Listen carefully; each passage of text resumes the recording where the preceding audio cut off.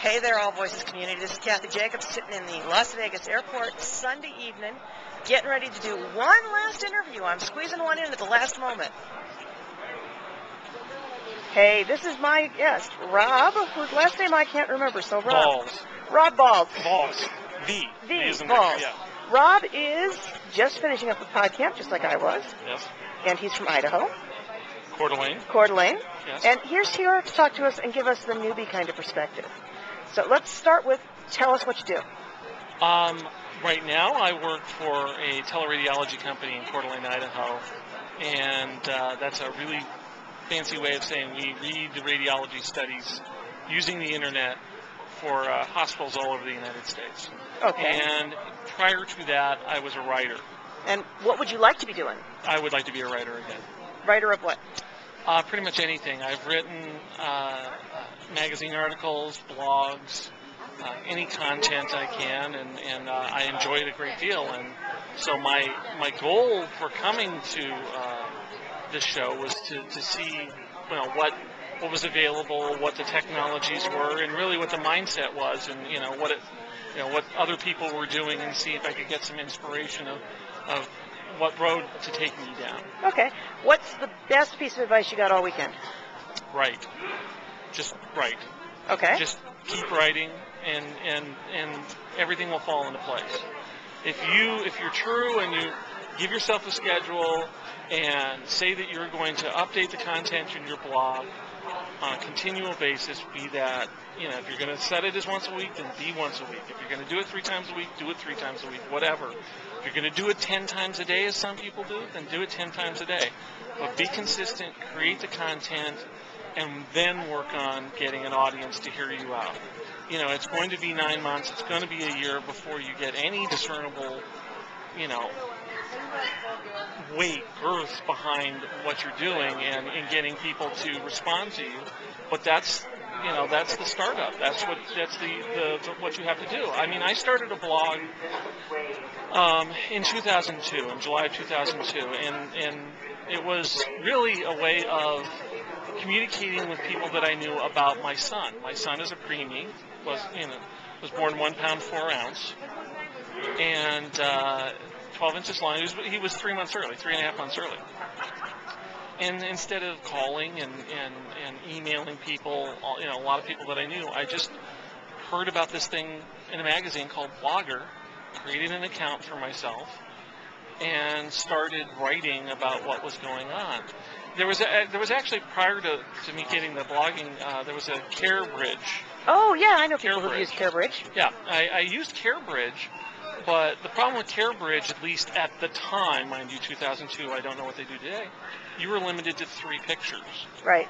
They're much more open now. Okay, good, because I'm a photographer. Mm-hmm.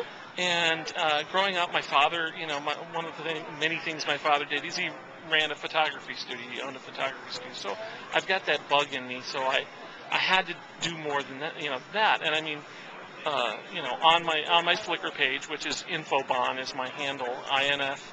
INFOBAHN. And that's who you are on Twitter too. That's who I am on Twitter. You can follow me on Twitter. You can see down there. There's some pictures of my kid in the NICU. And cool. You can see, and I wanted to illustrate for people, not just write, but illustrate what was going on. And so I moved over to Blogger, and I started writing. And the irony of this, and I don't mean to keep shifting without a clutch, but for a couple of years before this happened, I was a volunteer for the March of Dimes.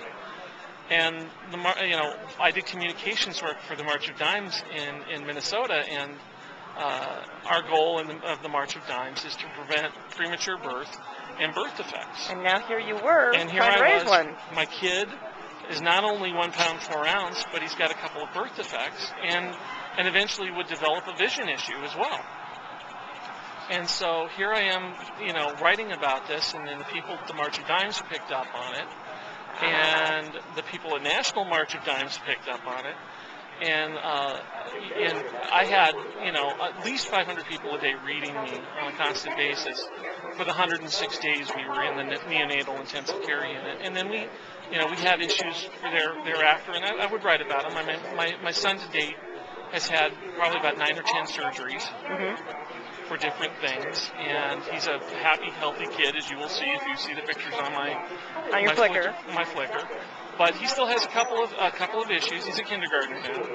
But the March of Dimes was nice enough to feature us on the cover of the National Annual Report.